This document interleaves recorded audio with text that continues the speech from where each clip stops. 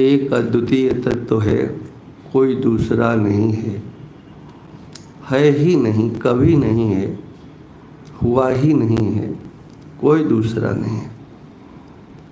ऐसा एक निश्चय, मेरे सिवा कोई दूसरा नहीं है।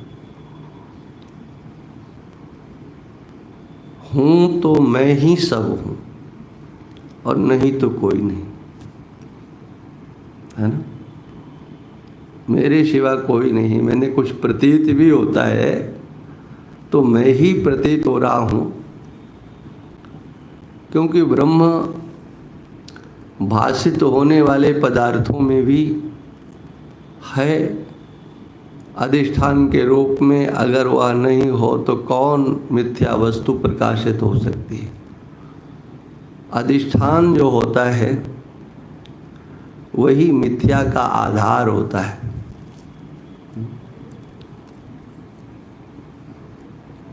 ये मिथ्या संसार है, उसके मूल में जो मिथ्या नहीं है वह बैठा हुआ है। वेदांत दर्शन के सिवा इसके प्रति ये दृष्टि किसी की नहीं है कि ये मिथ्या है। मिथ्या माने दूसरी तरह से कहें,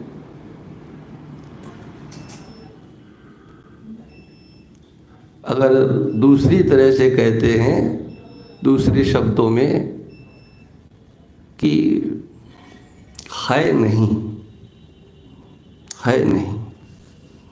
प्रतीति होना, प्रतीति होना और होना, इन दोनों में अंतर होता है। यही मिथ्या वस्तु की मुख्य पहचान होती है कि प्रतीति होती है लेकिन प्राप्ति नहीं होती है, उपलब्धि नहीं होती है। त्रिकालाबाधित वही कहलाता है जिसकी हमेशा उपलब्धि हो।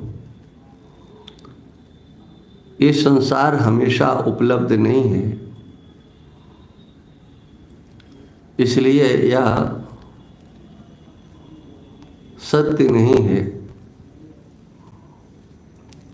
ये बात वैष्णवाचार्यों में केवल तुलसीदास जी महाराज हैं जो डंके की चोट पर कहते हैं कि ये संसार झूठा है, ये सपना है। इस संसार को सपना और आप किसी वैष्णवाचार्य के लेखनी से नहीं देखेंगे, वो नहीं लिख सकते। सपना नहीं है, झूठा नहीं है। जो दृश्य है वह है नहीं। ये निश्चय अंतर में हो जाए, जो है सो दृश्य नहीं है और जो दृश्य है सो है नहीं। हम हैं, ये अनुभूति सबकी होती है, लेकिन हमको किसने देखा? ये हमारे अहम का दर्शन कौन करता है? हमारे अहम का दर्शन कोई नहीं करता है।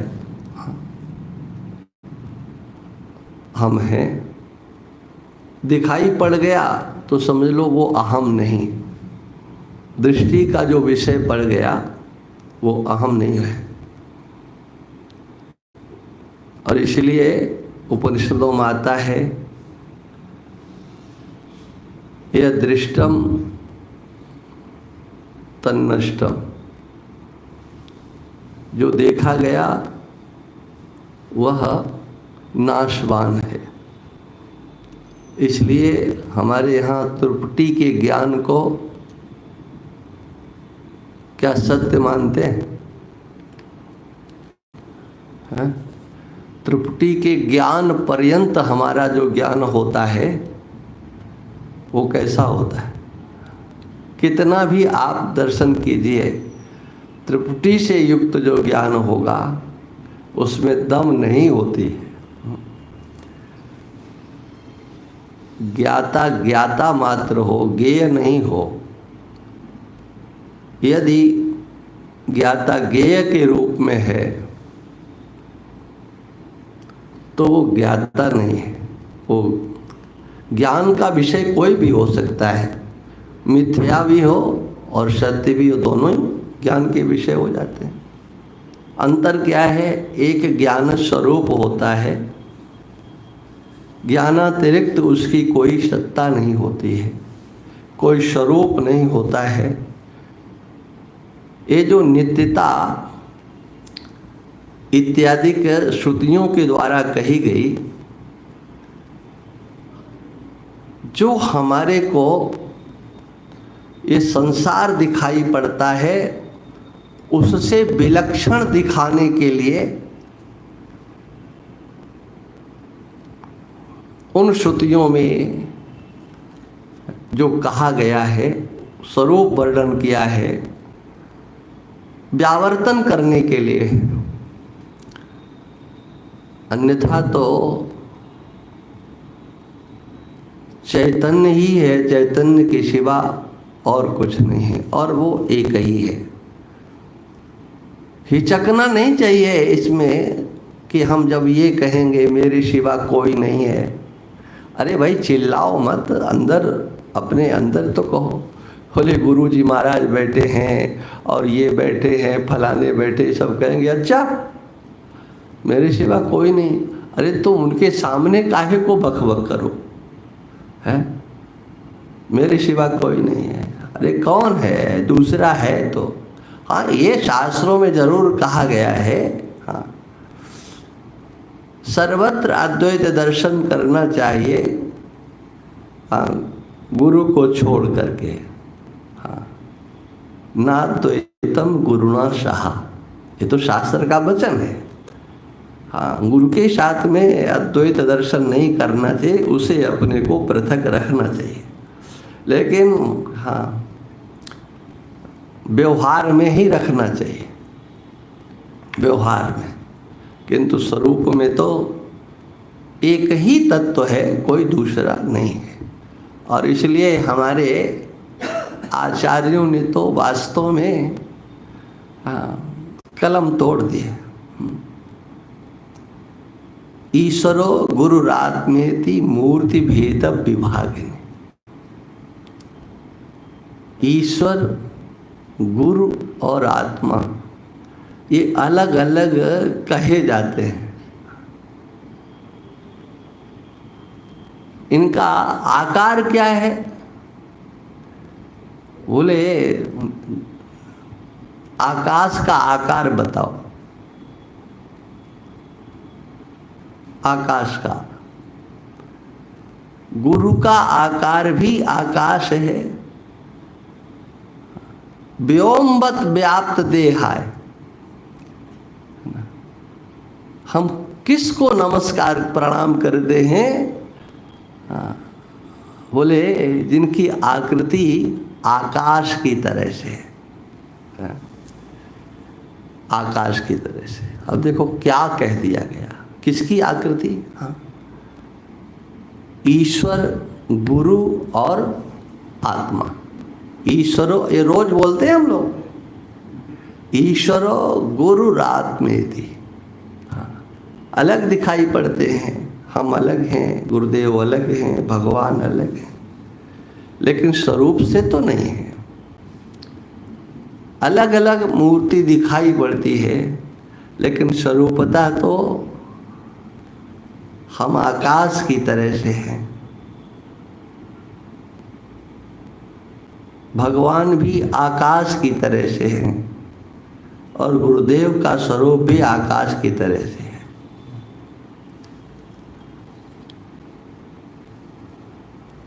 यही है ज्ञान। इसको अच्छी तरह से अंतर में निष्ठा बनाने की आवश्यकता है। मैं सर्वव्यापक हूँ, कुछ लोग बड़ा आग्रह करते हैं कि ये निराकार क्या होता है, निराकार। बोले निराकार वो होता है जिसकी कोई आकृति नहीं हो। का नहीं, ये अर्थ नहीं होता है। तब जिसमें से सारे आकार निकलते हैं उसको निराकार कहते हैं। तो भाई बताओ, आकार किसमें से निकलेंगे? हाँ, जहां कुछ है ही नहीं उसमें से कुछ कैसे निकलेगा? नहीं निकलेगा। हाँ। और फिर कोई कोई तो बड़े धुरंधर विद्वान जो होते हैं ना, वो ताल ठोकते हैं। अच्छा, तुम उपनिषदों में कहीं बताओ, 10 उपनिषदों की बात करो, गीता की बात करो, ब्रह्मसूत्र की बात करो, इसमें कहीं, क्योंकि वो 10 की ही बात करते हैं, आगे की बात नहीं करते। हाँ, कहीं बताओ, कहीं निराकार शब्द हो तो बताओ।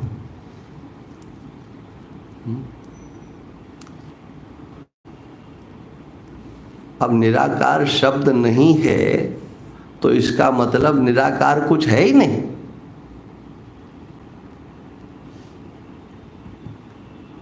मतलब सब कुछ साकार ही साकार है।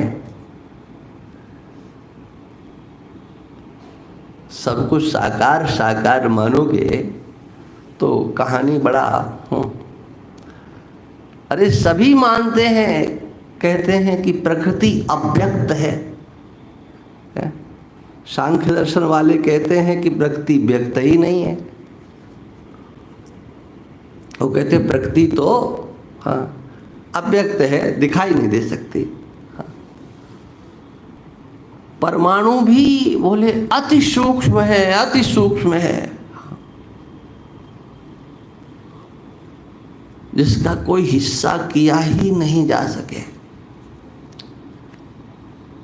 टुकड़ा ही नहीं किया जा सके।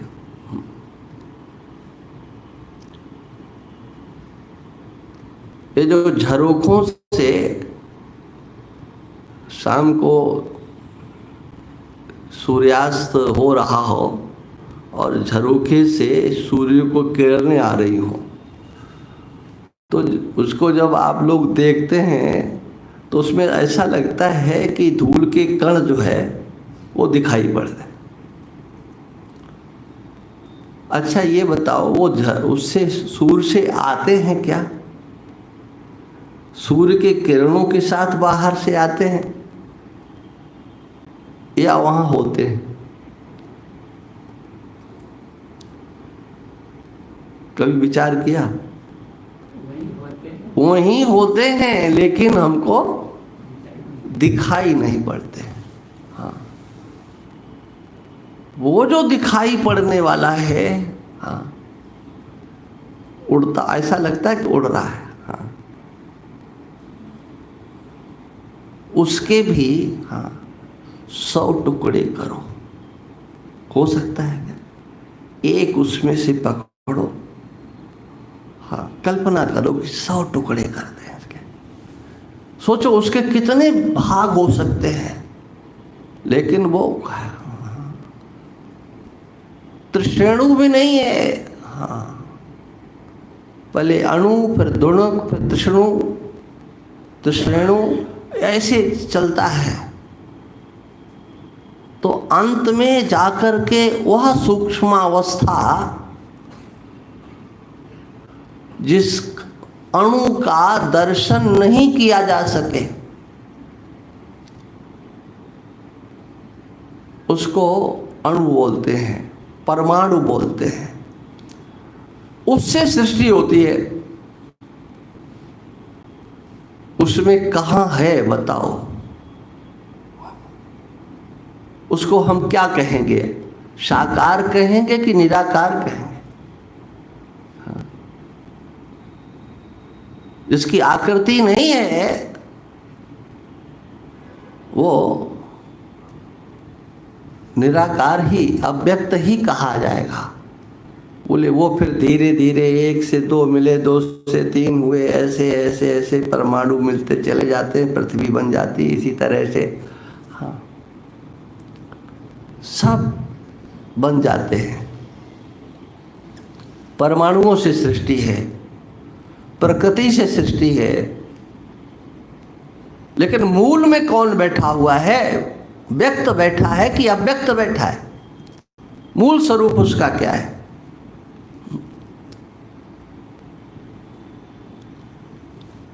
इन सब का निराश करने के लिए सृष्टि तो कभी उत्पन्न नहीं हुई, अनादिकाल से ऐसी ही है।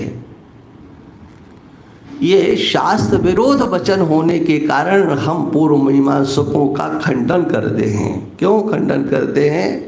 कि श्रुति कहती है, वेद भगवान कहते हैं कि सृष्टि उत्पन्न होती है, एक उसका क्रम दिखाया गया है। वेदों में क्रम है सृष्टि का, और आप कहो कि सृष्टि होती नहीं है, तो ये क्रम किसके लिए दिखाया गया है? कभी न कभी तो हुई है। आप कहते कभी नहीं हुई है, तो ये वेदों का जो ज्ञान है, इसको प्रामाणिकता देने के लिए अगर कोई सबसे पहले आगे आया तो उसका नाम वेदांत दर्शन ही है। संपूर्ण वेद भाग को यथावत स्वीकार करना सबकी आवश्यकता है, सब चाहिए। और इसलिए जो वेदांत दर्शन है, हाँ, स्वरूपतः तो फिर वही है। कौन? कुछ है ही नहीं, है ना। सृष्टि कभी हुई नहीं है। एतद उत्तमम सत्यम यस्मात् किंचिन न जायते। यही सत्य है जिससे कुछ उत्पन्न ही नहीं होता। क्या उत्पन्न होगा?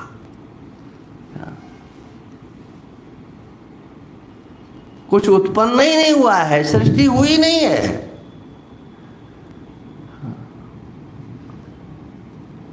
यही है हाँ मुख्य सिद्धांत। मैं तो हूं लेकिन दूसरा कोई नहीं है।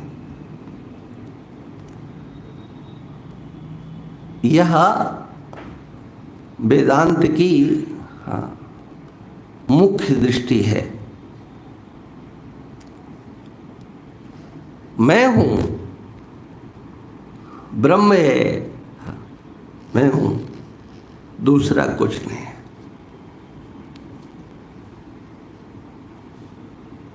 किंतु फिर प्रश्न हुआ कि उपनिषदों में जो सृष्टि का क्रम है, वेद भगवान जो सृष्टि का क्रम वर्णन करते हैं,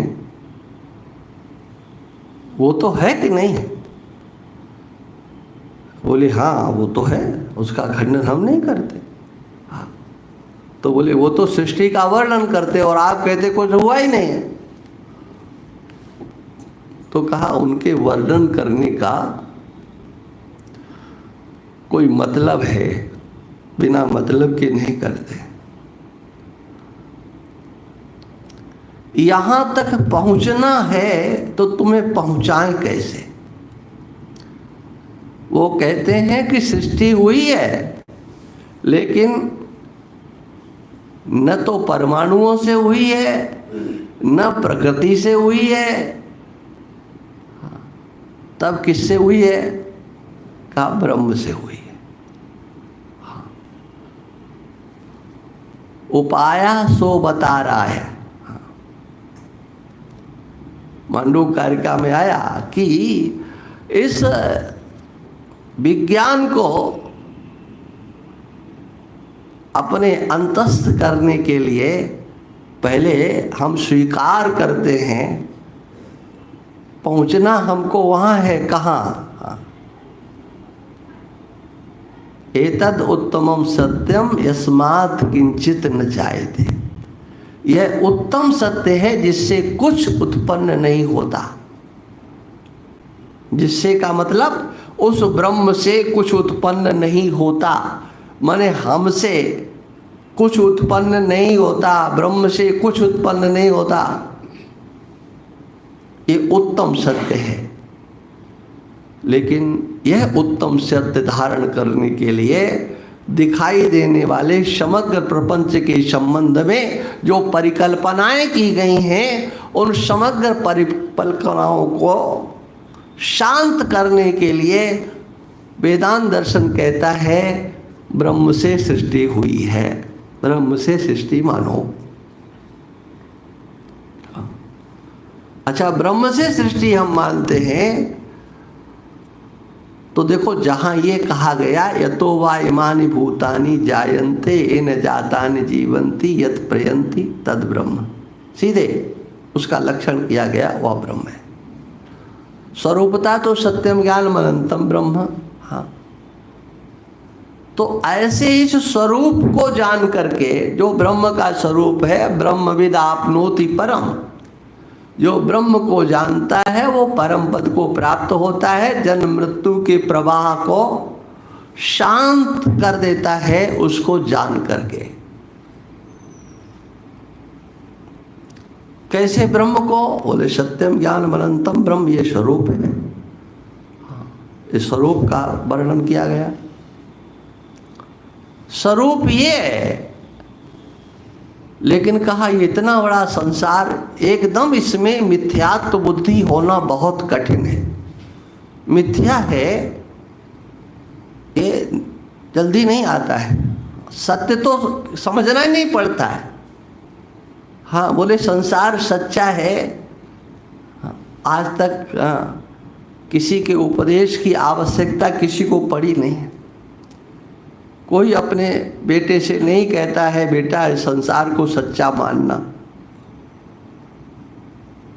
है, आवश्यकता नहीं है, क्योंकि वो धारा से चल रहा है। हाँ, सच्चा है, दिखाई पड़ता है, व्यवहार करते हैं। हाँ, जब ये कहा जाता है कि ये झूठा है तो जरूर लगता है झूठा कैसे है, सपना कैसे है। हाँ? और इसीलिए ये संसार पहले दर्शनों ने सांख्य दर्शन, न्याय दर्शन, वैशेषिक दर्शन, ये सभी दर्शन ये कहते हैं दुख तो है। योग दर्शन भी कहता दुख तो है। इस दुख को दूर करने के लिए हमें यत्न करना है। संसार में दुख है, भगवान भी कहते हैं। देखो, भगवान कृष्ण ने गीता में कहीं ये नहीं कहा अर्जुन को कि अर्जुन ये संसार सपना है। हाँ, और इसीलिए गीता को लोग ज़्यादा पढ़ते हैं, क्योंकि वहाँ कहा गया कर्मठिया बनो, निष्काम कर्म करो, हाथ पर हाथ धर के मत बैठो।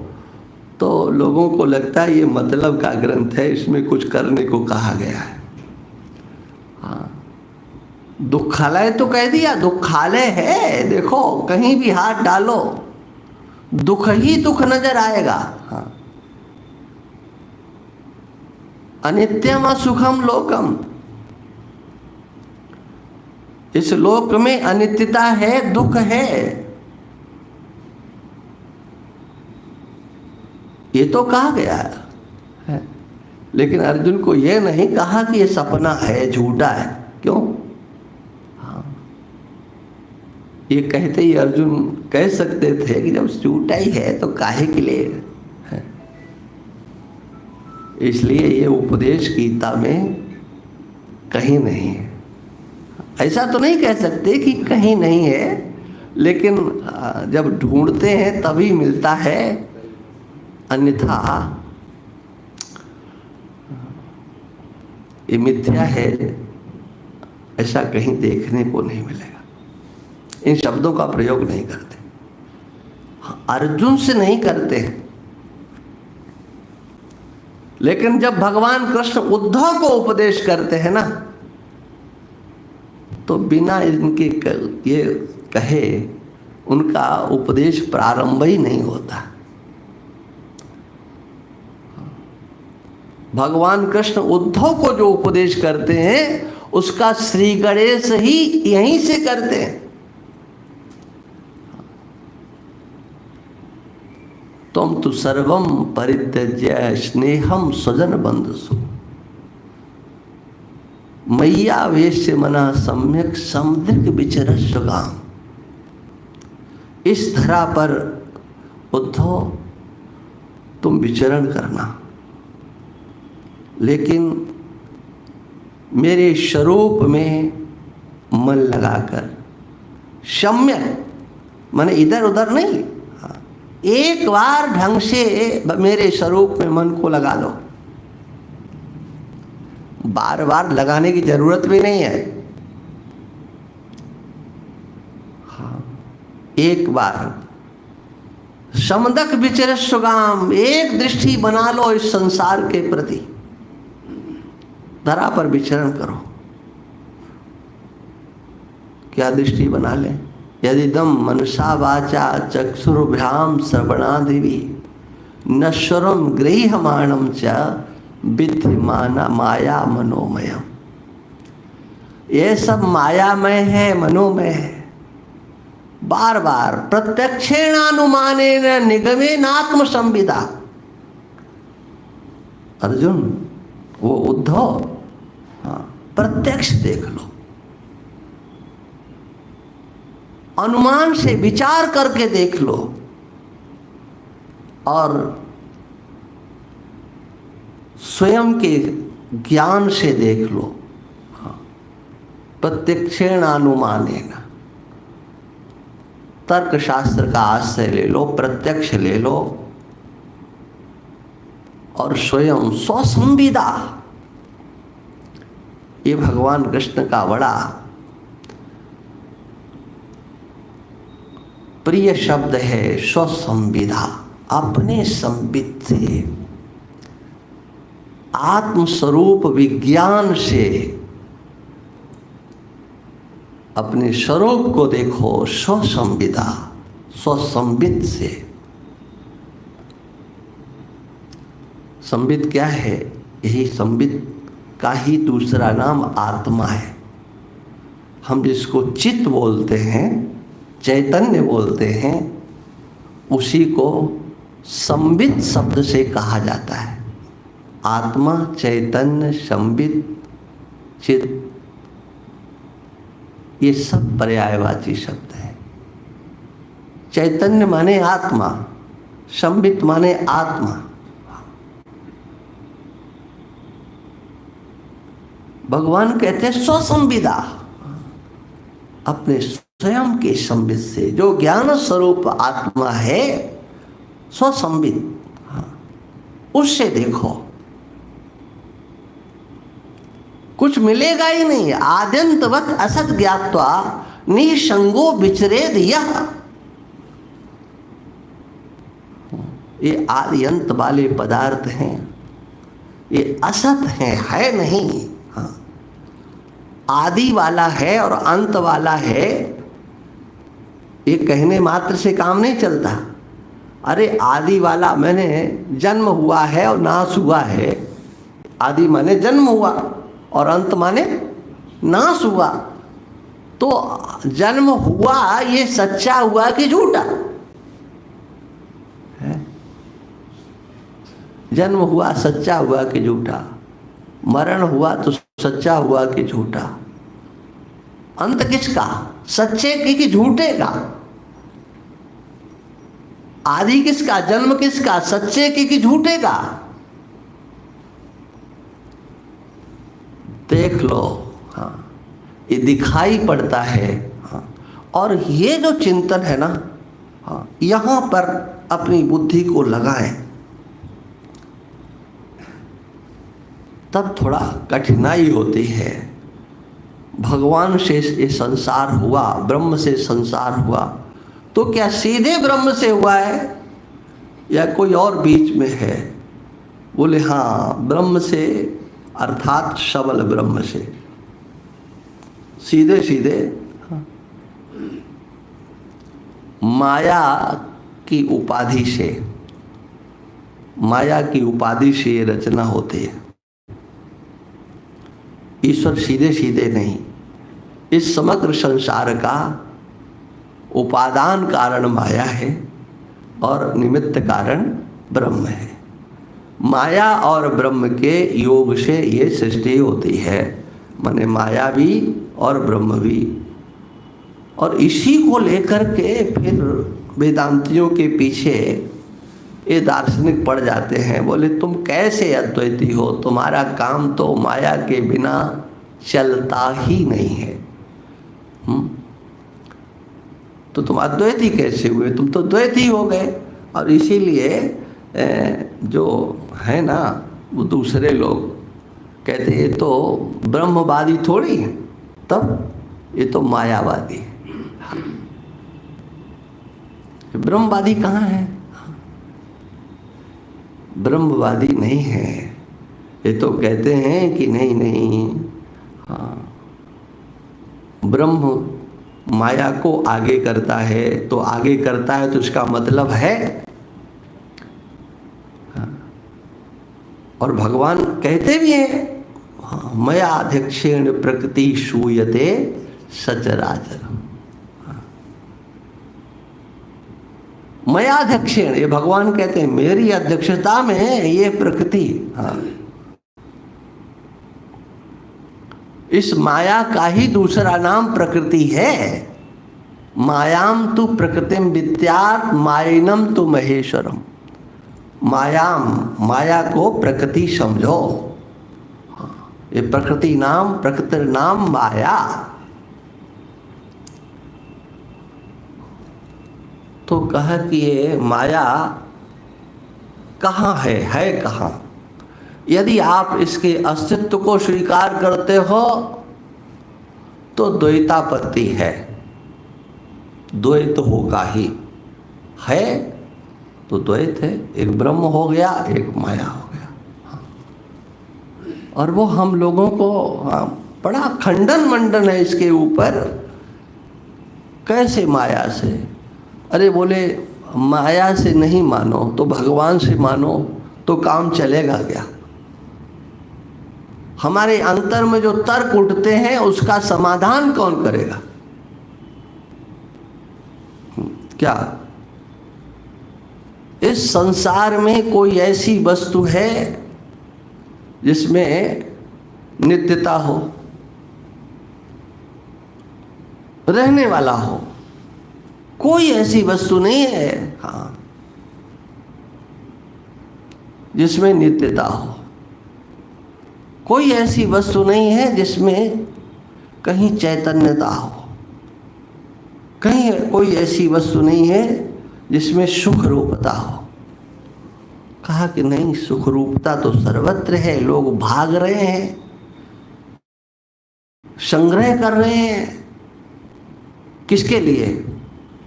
सुख के लिए ही सब कुछ हो रहा है जी। हाँ, सुख के लिए। सुख कब मिलेगा ये पता नहीं है, लेकिन दुख तो बहुत उठाना पड़ता है। मैंने देखा इधर सीकर इत्यादि की तरफ, जहाँ एयरफोर्स में, आर्मी में, सेना में भर्ती के लिए नौजवान जाते हैं, कितना उनकी कसाई होती है, कितना उनसे मेहनत ली जाती है। अब वो मेहनत किस लिए करते? भाग रहे हैं, भाग रहे हैं, और एकदम कहा कि बस हाँ लेट जाओ। और लेट जाओ ऐसी जगह कहते हैं जहाँ कीचड़ है। बोले गिर जाओ, लेटना भी नहीं, गिर जाओ। है कीचड़। सोचिए आप, उतनी मेहनत, उतना पसीना, किसके लिए उठा रहे हैं? उन्हें सुख नजर आ रहा है उस मेहनत में, सुख नजर आ रहा है। आज हम मेहनत करते हैं, कल सुख मिलेगा, कल सुख मिलेगा। सुख दिखाई पड़ता है, मिलता कितना है ये तो संसार के लोग समझते हैं।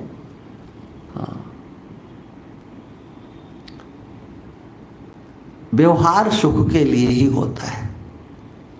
किसी के पास जाते हैं तो सुखी होने के लिए, और किसी से दूर जाते हैं तो भी सुखी होने के लिए। इसके पास जाकर सुख मिलेगा ये बुद्धि नहीं तो जा नहीं सकते, इसके पास जाकर के दुख मिलेगा तो जा नहीं सकते। सुख मिलने की आशा होती, और जहां दुख नजर आता है ध्यान रखना, वो कोई कितना ही अपना क्यों नहीं हो,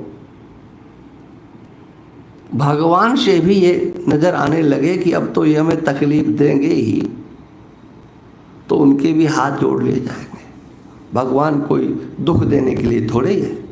अरे दुख देने के लिए तो संसार है, भगवान भी दुख देंगे क्या?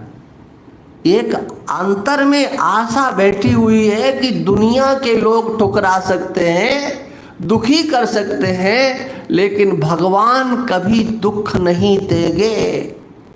वहां से तो सुख मिलेगा ही।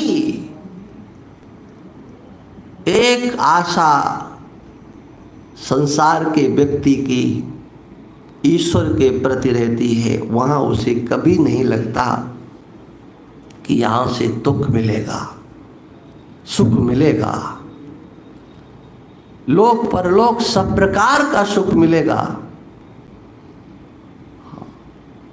अगर उधर भी नजर आ जाए कि यहां से कुछ हो सकता है, तो उधर व्यक्ति कितना चलेगा। हाँ, भगवान के पास वास्तविकता है, दुख नाम की चीज नहीं है।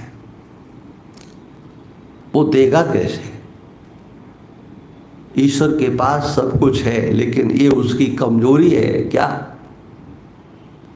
कि उसके पास दुख नहीं है। वो आनंद सिंधु है, आनंद घन है, सुख राशि है, लेकिन फिर भी लोग कहते हैं क्या बताएं, हाँ भगवान रूठा हुआ है। हाँ, हमारे सामने जो विपत्ति आई है वो लगता है कि वहीं से सीधी पर्ची कटी है। हाँ, ये लोग मानते हैं।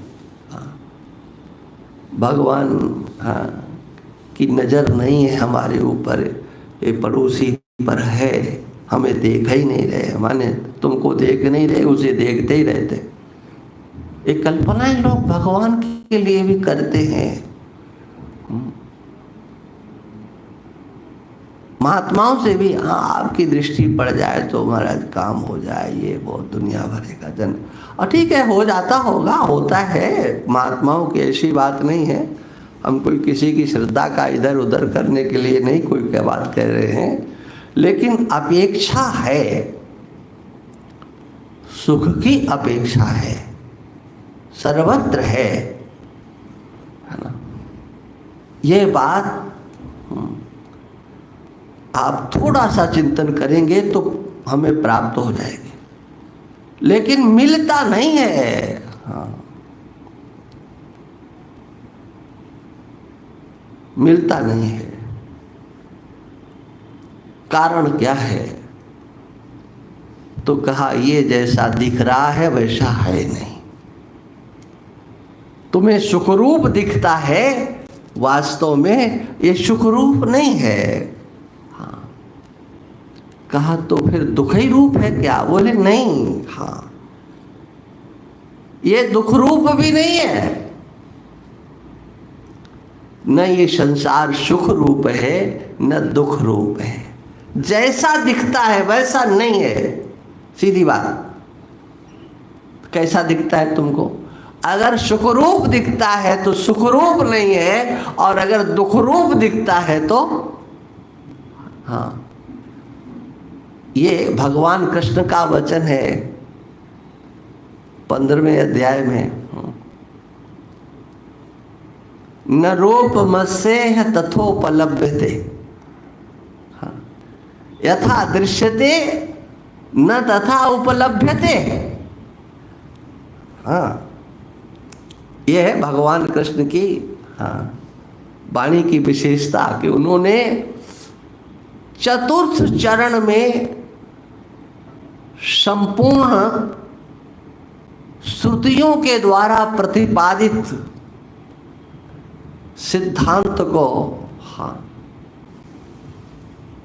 चतुर्थ चरण में न रूपमस्येह तथोपलभ्यते, अस्य माने इस दृश्यमानस, अस्य दृश्यमानस्य प्रपंचस्य न रूपम अस्य। हाँ, इसका कोई रूप नहीं। क्या रूप होता है भाई? रूप एक ही है कि हम उसमें दो में से एक देखते हैं। जो सामने आया उसमें से दो में से एक ही देखते हैं। इसमें से या तो दुख मिलेगा या सुख मिलेगा। कोई भी वस्तु या तो सुख का साधन है या दुख का साधन है। हाँ, सुख हमारा लक्ष्य है और साधन संसार है। दुख हमारा लक्ष्य नहीं है लेकिन हमें साधन वो संसार ही दिखाई पड़ता है। और भगवान कहते हैं कि अरे काहे चक्कर में पड़ते हो। जैसा दिखता है, इस वाक्य में देखिए कितनी गंभीरता है। और कुछ नहीं कहा भगवान ने। हाँ, जैसा दिखता है अर्जुन वैसा नहीं है। अब आपको कैसा दिखता है ठीक उससे उल्टा सोच लो।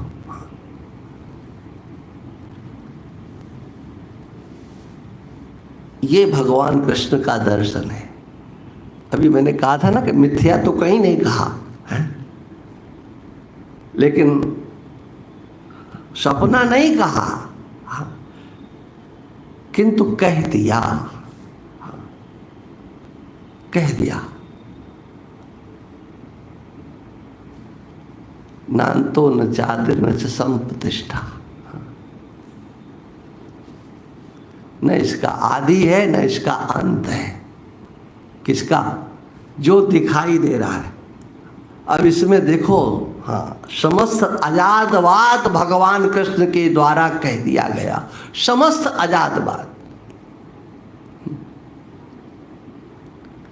इस संसार का, उसकी वहां रूपक दिया है। हाँ, इस संसार का न आदि है, माने न इसकी उत्पत्ति है न इसका अंत है। हाँ, नान्तो न चादिर। हाँ, बोले बीच में तो है, न च संप्रतिष्ठा। अरे बीच में भी नहीं है। क्यों? अरे जैसा दिखता वैसा नहीं है, तो इसका मतलब हाँ, दिखता है वैसा नहीं है, इसका मतलब कि वो है ही नहीं। ये आज क्या हो गया इसमें भाई? नान्तो न दीपक जी आकर के देखो इसको, ये करंट छोड़ रहा है भाई बार बार। नान्तो न चादिर न च संप्रतिष्ठा, अश्वत्थमेनं सुविरूढ़ मूल मसंगतस्तेन दृढ़ेन छित्त्वा। असंग शस्त्र के द्वारा, असंग शस्त्रेण, असंग शस्त्र के द्वारा इसका छेदन करो, काट दो इसको दृढ़ता पूर्वक। लेकिन ये छेदन किया नहीं जाता। आज ये बार बार करंट छोड़ रहा है भाई, कई बार ऐसा हो चुका है।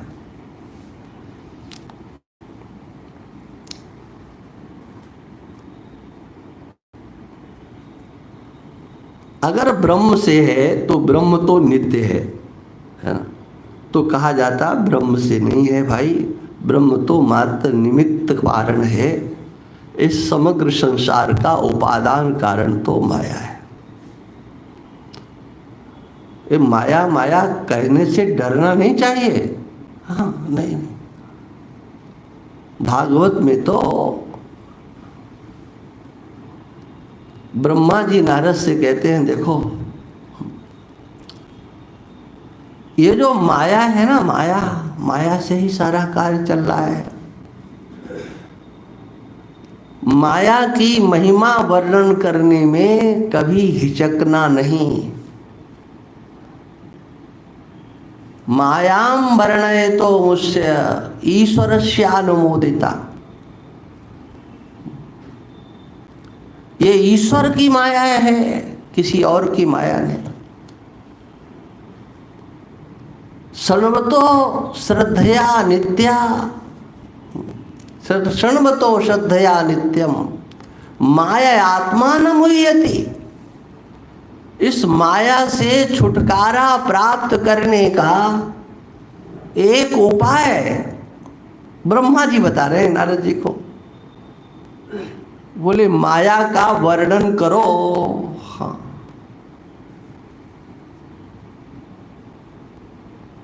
वर्णन करो। बोले हमें तो करना नहीं आता है। तो कहा अच्छा नहीं आता है तो कोई कर रहा है? बोले हाँ लोग कहते तो हैं। तो बोले बड़ा श्रद्धा पूर्वक हाँ उसका अनुमोदन करो। हाँ आप ठीक कह रहे हो कि ये सारी रचना माया की है, माया का ही खेल है, माया ही है। माया की चर्चा जब की जाती है, ये जो वेदांती लोग होते ना, हाँ इनको भी छटपटाहट होती है, कहाँ से अब ये कब इससे पीछा छूटेगा, है ना। जब सृष्टि का क्रम प्रारंभ होता है ना, तो लोग हाँ पन्ना पलटने लगते, कब खत्म होगा ये, कब हाँ बोले अब तो ये चला है, पंचीकरण होगा, फिर सृष्टि होगी, फिर ये, फिर शरीर, सूक्ष्म शरीर, स्थूल शरीर, कारण शरीर। लगता है कि अरे ये तो फालतू का है। अरे सीधे सीधे ठोस चर्चा होनी चाहिए। क्या ब्रह्मा जी कहते हैं माया के द्वारा वह व्यक्ति कभी मोहित नहीं किया जा सकता। माया उसको अपने प्रभाव में लेती ही नहीं है। आत्मा न मुह्यति, उसका हृदय, उसकी बुद्धि, आत्मा का अर्थ है यहाँ मन, बुद्धि, चित्त, अहंकार, अंतःकरण, है ना।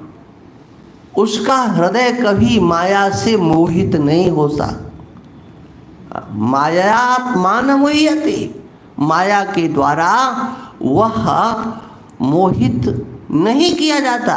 उसे कहा ठीक है, बहुत अच्छा है।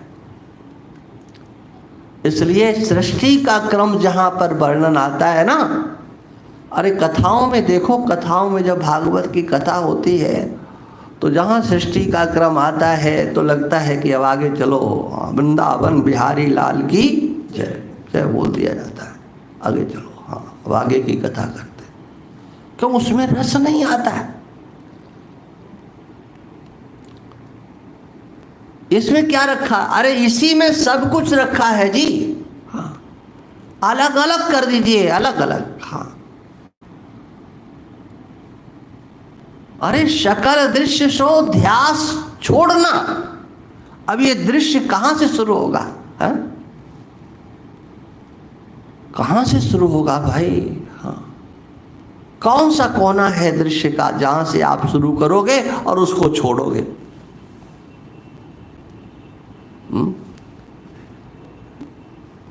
दृश्य भ्रांति है, भ्रम है। हाँ कल मैंने अध्यास को पूछा तो हमारे अभयानंद जी ने तो कहा भ्रम, और हम समझे ब्रह्म। अब अध्यास भ्रम है, तो ये भ्रम कहाँ से देखना शुरू करोगे भाई? ये अध्यास देखना शुरू कहाँ से करोगे बताओ? बोले चलो वहाँ समुद्र के किनारे वहाँ से चलते शुरू करेंगे, है कलकत्ता चलो, बम्बई चलो, दक्षिण में चलो, वहाँ से। हाँ, कहाँ से शुरू होगा? शकल दृश्य। और इसीलिए क्रम पर ध्यान देंगे तो आपको पता चलेगा कि देखो ये छठी कला कितना कह कर के तब आती है। यहाँ पर छठी कला का वर्णन है। पहले क्या है? देह तीन का है ना, क्या है?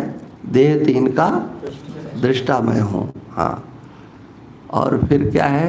अवस्था, हाँ पंचकोशातीत में हूँ, है, और अवस्था तीन का मैं साक्षी हूँ। हाँ, अब सोचिए आप, इन पर जिसने अच्छी तरह से दिमाग नहीं लगाया है, पढ़ता चला गया हाँ देह तीन का दृष्टा, देह तीन का दृष्टा, पंचकोशातीत, अवस्था त्रय साक्षी, तो वो छठी कला में जाकर के करेगा क्या? मैंने जो कुछ वर्णन किया गया है, तीन देहों का वर्णन, पंचकोशों का वर्णन, तीन अवस्थाओं का वर्णन, ये हमारी बुद्धि में आ जाए, साक्षी हूं। हाँ, पंचकोशों से परे मैं हूं, देह तीन का दृष्टा हूं। और उसके बाद जब ये पंक्ति आपके दिमाग में आएगी तो कोई जोर नहीं पड़ेगा, लेकिन केवल पढ़ा पढ़ा है तो चाहे कितना ही दौड़ लगाओ, इस शकल शब्द ही समझ में नहीं आएगा। शकल से आप क्या लेंगे? अरे शकल से वही लेना है जो आप पढ़ करके आए हो। वो शकल में सबको, माने जो भी वर्णन किया गया, पंचकोशों का वर्णन, तीन शरीरों का वर्णन, तीन अवस्थाओं का वर्णन, ये सब क्या है? ये दृश्य नहीं है क्या? ये भ्रांति है। तीनों अवस्थाओं का जो वर्णन है, ये है क्या? सच्चा है कि झूठा? बताओ। पंचकोश है, सच्चे हैं कि झूठे?